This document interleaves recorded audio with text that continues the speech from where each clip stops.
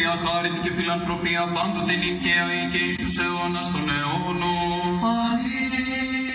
Δόξα σε ο Θεός, η ελπίσιμον δόξα σε. Χριστός ανέστη εκ νεκρών θανάτου θάνατον πατήσας και της εν της μνήμας η ζωή χαρισάμενος.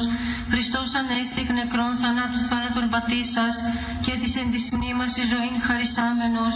Χριστός ανέστη εκ νεκρών θανάτου θάνατον πατήσας και της εν της μνήμας η ζωή χαρισάμενος.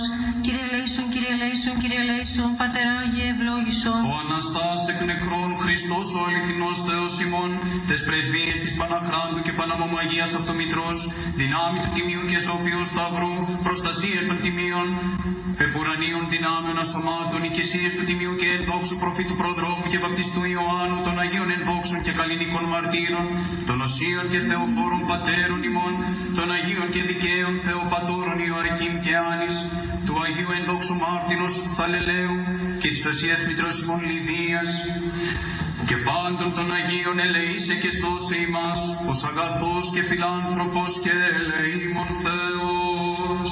Χριστός Ανέστη, Χριστός Ανέστη, Χριστός Ανέστη, δόξα τη αυτού τριημέρο εγέρση, Προσκυνούμεν αυτού τριημέρο εγέρση, Χριστός Ανέστη,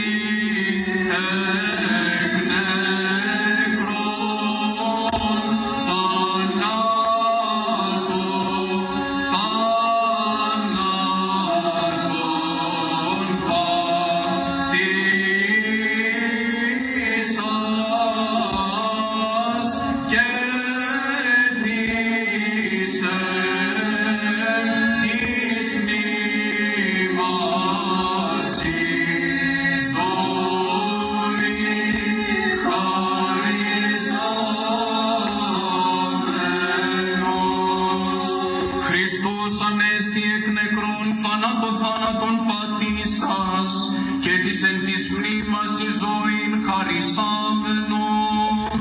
Αληθώς Ανέστη ο Κύριος.